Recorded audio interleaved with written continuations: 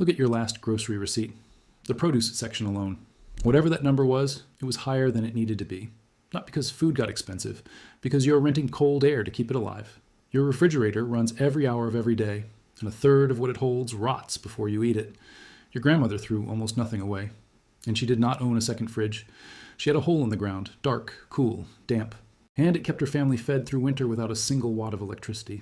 That hole was called a root cellar, and almost nobody under 60 knows how it works anymore. Welcome to the survival research. If you're not subscribed yet, hit subscribe and the bell. This is where we dig up what they stopped passing down. Here's the part nobody tells you. The agencies that are supposed to prepare you for an emergency hand you a list of canned goods and a flashlight. They tell you to store water and buy batteries.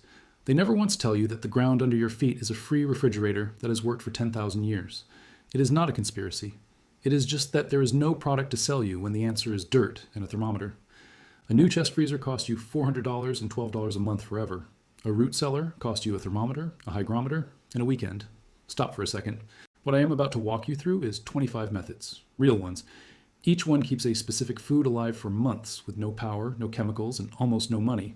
The exact temperature, the exact humidity, what to put where, and what will kill it. It is all in the suppressed file. Step by step, food by food. Scan the QR code on your screen or hit the first link in the description and get it now. Let me keep going. Here's the foundation everything else sits on. The numbers your grandparents knew by feel.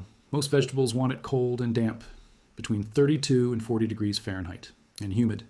85 to 95% relative humidity. That is it. That is the whole secret the modern kitchen forgot. Below ground, 6 feet down, the earth holds almost exactly 40 degrees all winter long, for free, without trying. Still watching? Then you already understand more about real food security than most people who spent $400 on a freezer this year.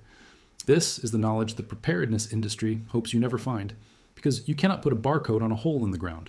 Scan the QR code on your screen or hit the first link in the description and get it now. Now stay with me. The next part is where it gets dangerous. The first method is the simplest. Carrots and beets in damp sand. A wooden crate. A layer of sand. A layer of roots that do not touch each other. Another layer of sand. Kept at 33 degrees and 95% humidity, carrots hold for 5 to 6 months. And they taste better than the day you pulled them. The sand does one job. It holds moisture against the root so it does not shrivel. And it keeps the roots apart so one rotten carrot cannot spread. Method 2. Potatoes in the dark. Potatoes want it slightly warmer, around 40 to 45 degrees, and they want total darkness. Light turns a potato green. Green means solanine, and solanine is mildly poisonous. A burlap sack or a slatted bin in the darkest corner of the cellar. That is all it takes to turn a sack of seed potatoes into a winter of dinners. Method 3 is the one that separates people who know from people who guess. Never store your onions next to your potatoes. Onions and potatoes seem like they belong together. Every kitchen puts them in the same bin. That bin is killing both of them.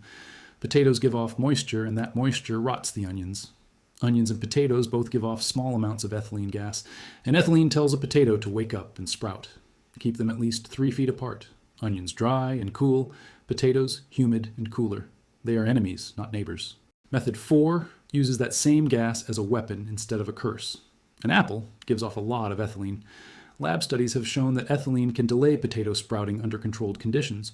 One ripe apple buried in a sack of potatoes may buy you 3 to 5 extra weeks before they sprout. I will be honest with you, this one is not guaranteed. It depends on the apple, the variety of potato, and the temperature.